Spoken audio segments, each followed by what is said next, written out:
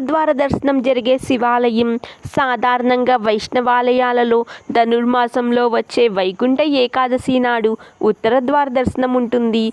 అందుకు భిన్నంగా ధనుర్మాసంలో ఏకాదశి తరువాత వచ్చే ఆరుద్ర నక్షత్రం రోజు ఉత్తర ద్వారం నుండి శివయ్యని దర్శించుకునే ఈ ఆలయం తెలంగాణ రాష్ట్రంలో మంచిర్యాలలో ఉన్న విశాలాక్షి సమేత కాశీ విశ్వనాథ ఆలయం. కాశీ నుండి తీసుకొచ్చిన శివాలయం. అత్యంత వైభవంగా శివకేశవులకు జరిపే కళ్యాణం.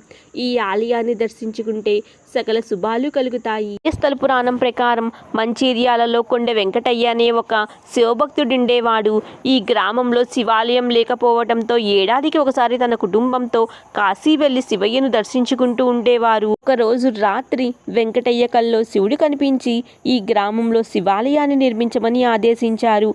ఆ విషయం ఊరందరికీ చెప్పి ఈ ఆలయ నిర్మాణానికి శంకుస్థాపన చేశారు.